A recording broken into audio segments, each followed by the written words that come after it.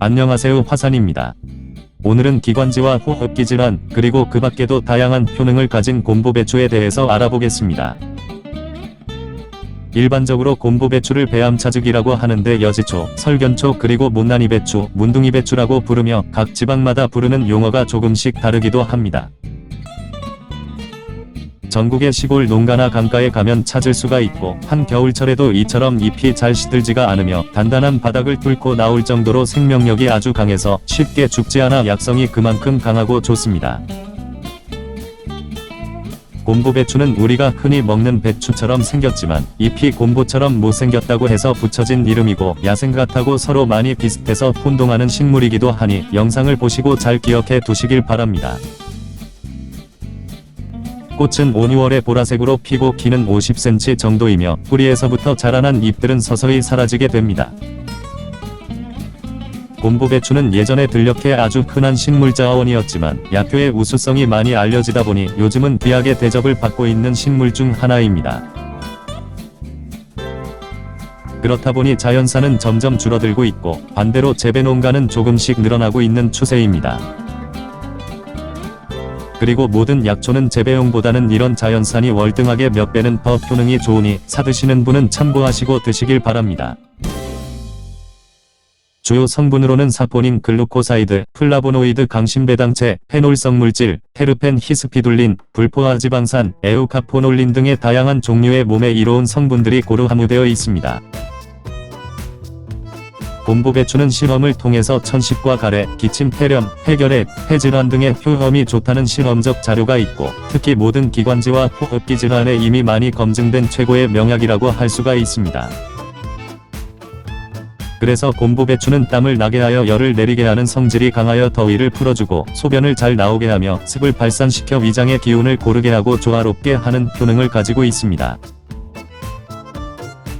한방과 민간에서는 감기로 인한 오한에 사용하고 편두통, 복통, 천식, 인뇨, 설사 그리고 위염과 장염 등에 주로 처방약으로 사용합니다. 먼저 비염과 천식은 유전적이고 환경적인 요인으로 많이 발생하는 질환인데 최근 들어 비염과 천식 환자가 많이 늘어나고 있는 추세입니다.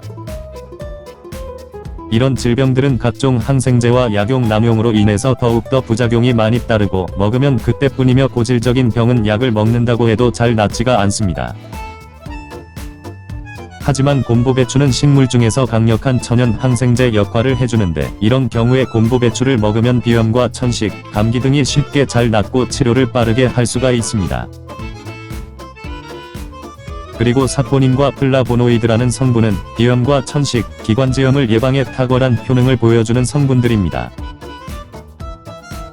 또한 기침을 자주 하고 가래가 목 안에서 자주 끓는 분들이 먹으면 좋고 목이 간지럽고 자주 붓는 분들이나 인후염과 편도염이 있으신 분들도 좋은 효과를 보실 수가 있습니다.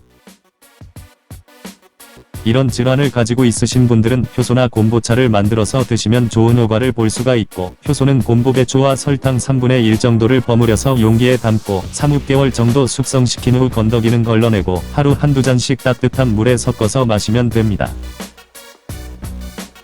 이뿐만 아니라 곰보배추는 간과 폐, 그리고 위경에도 작용하여 몸 안에 있는 온갖 균을 사멸하고 염증을 사겨줍니다. 그래서 면역력을 강화시켜 폐질환과 간질환에 좋으며 특히 흡연으로 인한 폐암과 폐결핵에 뭉친 종양의 크기를 현저하게 줄여주는 항암 효과도 가지고 있습니다. 곰보배추에 함유된 페놀성 물질이 항암의 핵심인 항산화 효과 및 면역세포를 증진시켜주고 암에 탁월한 효과가 있다고 밝혀져서 간암이나 위암 등의 각종 암 치료에도 도움을 주기도 합니다.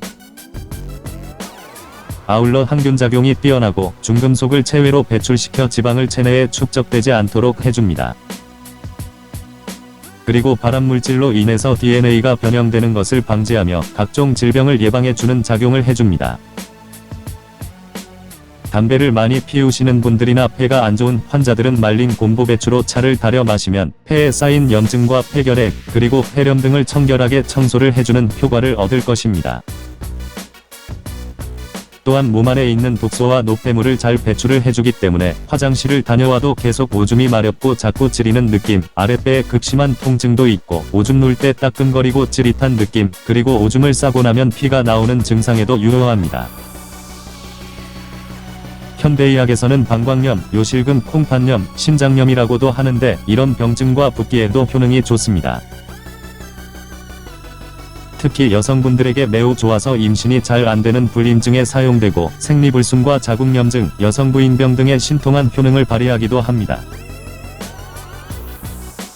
더불어 곰보배추를 오랫동안 먹으면 혈액순환이 잘 되고 혈관에 쌓인 모든 독소를 제거해서 콜레스테롤 수치를 억제하며 고혈압과 당뇨병, 그리고 고지혈증과 동맥경화 등의 혈관성 질환의 특효제이기도 합니다. 또한 피부에도 좋아서 아토피나 습진, 가려움증 등의 피부질환이 심한 분들에게도 좋은 효과를 가져다 주기도 합니다. 아토피와 피부가려움증에는 곰보배추를 직지어서 피부에 발라주면 연고제나 크림보다 더 좋은 효과를 볼 수가 있고 피부병이 낫고 살결이 고와집니다. 그리고 곰보배추를 물에 우려내서 좌욕을 하면 몸이 아주 개운해지고 피부가 좋아져 급노화를 막을 수가 있습니다. 맛은 맵고 쓰며 성질은 차고 독이 없어서 나물로 무쳐 먹을 수가 있고 말려서 약재로 이용을 할 수가 있습니다.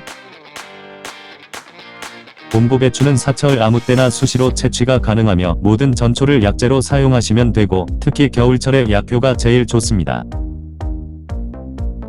말린 약재는 물 1리터에 10에서 20g 정도를 팔팔 끓여서 드시면 되고 진액이 완전히 다 빠질 때까지 몇 번 더 우려 마시면 되겠습니다.